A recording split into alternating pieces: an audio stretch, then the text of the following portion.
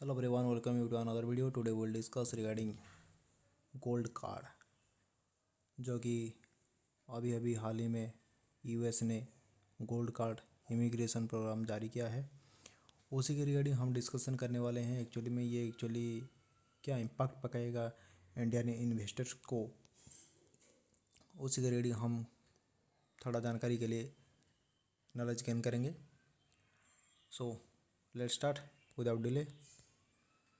So US का जो president Donald Trump अभी हाल ही में एक नया इमिग्रेशन इनिशिएटिव प्रोग्राम लॉन्च किए हैं, जिसको गोल्ड कार्ड प्रोग्राम बोलते हैं। ठीक है, ये जो गोल्ड कार्ड प्रोग्राम है, ये एक्चुअली में क्या सिस्टम है, चलो आगे समझते हैं उसे। ठीक है, ये गोल्ड कार्ड प्रोग्राम के तहत जो यूएस का जो सिटीजनशिप मिलने का बहुत आसान होगा फॉर फॉरेन इन्वेस्टर्स, जो लोग कंट्रीब्यूट करेंगे $5 मिलियन US डॉलर।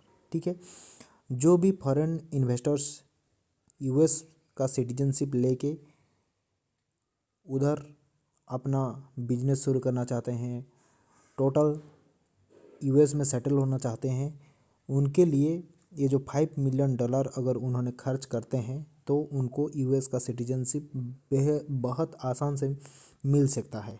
ठीक है, तो ये जो गोल्ड कार्ड है, ये किसको रिप्लेस कर रहा है? जो प्रीवियसली EB-5 वीज़ा प्रोग्राम था, EB-5 का जो वीज़ा प्रोग्राम है उससे ये रिप्लेस किया जा रहा है। ठीक है, जो कि बहुत ही पॉपुलर था। EB-5 वीज़ा प्रोग्राम बहुत ही पॉपुलर था।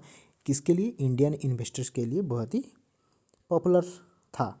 ठीक है, अभी जो ये चेंज किए हैं इन लोगों ने, ये एक्चुअली में जो इंडियन जो इमिग्रेशन प्रोसेस है, या फिर इंडिया का जो ग्लोबल इन्वेस्टमेंट में जो भी इंडिया का जो लोग इन्वेस्ट कर रहे हैं, उनके लिए एक बहुत ही डिफ़िकल्ट सिचुएशन खड़ा कर दिया है इन्होंने। ठीक है, जो कि बहुत ही ज़्यादा इम्पैक्ट पकाएगा। ठीक है, ज़्यादा इम्पैक्ट हो सकता है इसके तहत। तो चलो आगे देखते हैं और क्या क्या तरीका है। ये जो गोल्ड कार्ड प्रोग्राम है, गोल्ड कार्ड प्रोग्राम ये क्या करता है? ये अलाउ करेगा फॉरेन इन्वेस्टर्स को to secure US permanent residency. US का जो परमानेंट रेजिडेंसी सिक्योर करेगा ये गोल्ड कार्ड प्रोग्राम। ठीक है, थ्रू सब्सटेंशियल फाइनेंशियल कमिटमेंट। ठीक है, आप अगर $5 मिलियन US खर्च करते हो तो आपको बहुत ही ईजी से आपका सिटीजनशिप यूएस का मिल जाएगा। ठीक है, the initiative aim to simplify the immigration process for the wealthy individual. जिस लोगों में एक्चुअली जो $5 मिलियन है, उन्होंने जो कि इमिग्रेशन प्रोसेस को एक तरीके से आप ये बोल सकते हो कि ये यूएस का जो इकोनॉमी है उसे और बढ़ाने के लिए ये एक तरीका यूएस ने अपनाया है। ठीक है, जो भी ये यूएस का सिटीजनशिप के लिए ट्राई करेगा, उन्होंने $5 मिलियन डायरेक्टली यूएस गवर्नमेंट को पे करना पड़ेगा। उसके बाद जाके आपको यूएस का सिटीजनशिप मिल सकता है। This move marks shift from EB-5 program which required a lower investment. जो EB-5 प्रोग्राम था पहले से, उसे इतना खर्च करना नहीं पड़ा था। ये EB-5 वीज़ा प्रोग्राम के लिए आपको $1 मिलियन US डॉलर खर्च करना पड़ता था, जो कि अभी कितना ज़्यादा हो गया सोचो। $5 मिलियन, जो कि सबके बस की बात नहीं है। ठीक है, and implication for the Indian investors.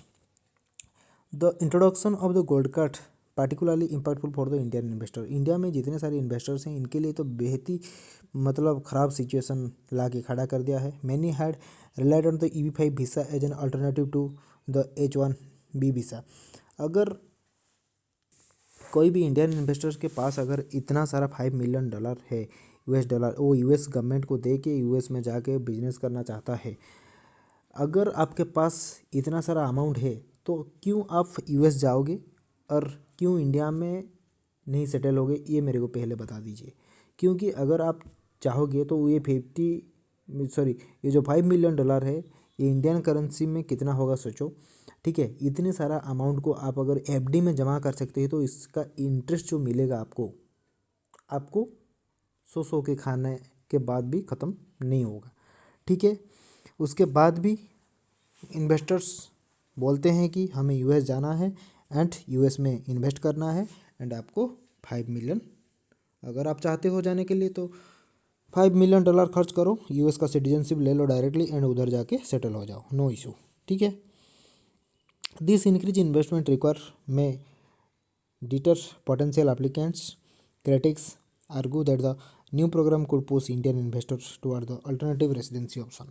ठीक है। ये जो इतना अमाउंट खर्च करके कोई यूएस का सिटीजनशिप लेना क्यों चाहेगा, जैसे कि और उससे कम में ग्रीस का मिल सकता है, पुर्तगाल का मिल सकता है, कनाडा का मिल सकता है, हुई फॉर लोअर इन्वेस्टमेंट थ्रेशोल्ड, जो लोगों ने किया अभी क्या यूएस से बहुत ही कम का जो इन्वेस्टमेंट थ्रेशोल्ड रखा है उन्होंने, जो कि बहुत ही कम अमाउंट में ये लोग ऑफर दे रहे हैं। ठीक है। इकोनॉमी इम्पैक्ट क्या होगा गोल्ड कार्ड के द्वारा? जो gold card initiative is expected to affect the US economy. Obviously ये जो यूएस का जो इकोनॉमी सिस्टम है वो थोड़ा बहुत नहीं, बहुत ही ज़्यादा इम्पैक्ट तो डालेगा ही। Indian investor have historically contributed the billions to sector such as the real estate and technology. Indian जो इन्वेस्टर होते हैं ये ज़्यादातर कहाँ खर्च करते हैं? रियल इस्टेट एंड टेक्नोलॉजी में ज़्यादातर खर्च करते हैं। Removal of EB-5 program could reduce the influx of the capital. ये जो EB-5 प्रोग्राम में रिड्यूस हो गया या फिर इसको अगर हटा दिया जाएगा तो आगे ये जो इन्वेस्टर्स का नंबर भी धीरे धीरे कम होता चला जाएगा। ठीक है। Expert suggest that the gold card में benefit only a select group of wealthy individual. ठीक है। ये क्या होगा, जो एक्चुअली में वर्दी, जिसका एक्चुअली कैपेसिटी है, जो जिसके पास इतना सारा अमाउंट है, तो पोटेंशियली वही लोगों ने जाके ये जो ब्रॉडर इकोनॉमी है यूएस का वो बढ़ावा देंगे, या फिर इन्वेस्टर्स डाउन होगा या फिर इन्वेस्टर्स का नंबर डिक्रीज होगा। ठीक है।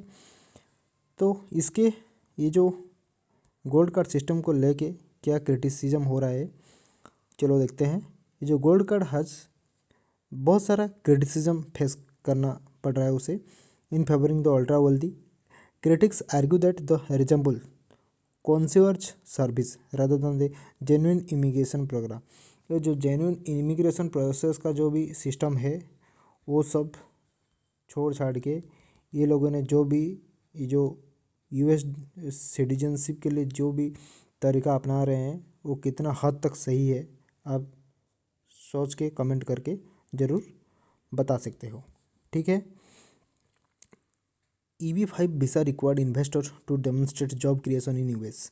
ये जो EB-5 वीज़ा था ये क्या हो रहा था, EB-5 वीज़ा के तहत जो भी इंडिया में जॉब क्रिएशन हो रहा था वो सब जो मतलब बाहर से जितने सारे इन्वेस्टर हैं वो इजीली यूएस में एंट्री मिल जाता था। The change raise to concern about the potential for the abuse and the exclusion of the less affluent individual seeking the build their the life in the US. So अभी क्या होगा, ये जो changes देखने को मिल रहा है ये चेंजेस इतना मतलब इकोनॉमिकली एब्यूज़ होने को देखने को मिलेगा, जो कि बहुत ही डिफ़िकल्ट सिचुएशन ला के खड़ा कर रहा है। अगर हम कंपैरिजन करेंगे EB-5 वीज़ा के साथ, तो EB-5 वीज़ा जो कि 1990 में इंट्रोड्यूस हुआ था वो यूएस इकोनॉमी को बहुत ही ज़्यादा तरीके से मतलब स्टिमुलेट कर रहा था, आगे बढ़ावा दे रहा था। इट रिक्वायर्ड मिनिमम इन्वेस्टमेंट के लिए आपको $1 मिलियन अगर आप खर्च करते हो तो आपका with reduce amount for the economically distress areas. ठीक है। तो आपको वहाँ का जो टोटल जो भी सिस्टम है या फिर आपका एंट्री वीज़ा सब कुछ इजीली अवेलेबल हो रहा था। In contrast the gold card 5 million investment is very high. Actually में ये जो 5 मिलियन इन्वेस्टमेंट $5 मिलियन ये बहुत ही बड़ा अमाउंट है, ये छोटा मोटा अमाउंट नहीं है। The EB-5 program allowed for the minor more inclusive approach to immigration. EB-5 program के द्वारा क्या हो रहा था ना, ज़्यादा तक इमिग्रेशन प्रोसेस ईजी हो रहा था और बहुत ही ज़्यादा जो यूएस में आउटसाइडर देखने को मिल रहे थे। वेल द गोल्ड कार्ड में limit the opportunity for the many aspiring immigrants. जो लोगों ने अभी भी यूएस जाके सेटल होना चाहते हैं उनके लिए ये तो डिफ़िकल्ट सिचुएशन है क्योंकि ये जो 5 मिलियन यूएस डॉलर इकट्ठा करना उनके लिए भी वेरी डिफ़िकल्ट हो जाएगा। ठीक है, ये तो छोटा अमाउंट है नहीं। ठीक है, तो ये सबके पास की बात भी नहीं हो सकता। ठीक है, तो एक्चुअली में जो यूएस ने जो ये gold card immigration visa launch किया है ये कितने हद तक सही है, आप ज़रूर कमेंट बॉक्स में कमेंट करो एंड आपके राय ज़रूर हमारे पास पहुंचाने की कोशिश कर सकते हो। So thank you. अगर आपको इस ये इमिग्रेशन वीज़ा के लाइक कुछ ओपिनियन और कमेंट देना चाहते हो तो दे सकते हो। Thank you guys.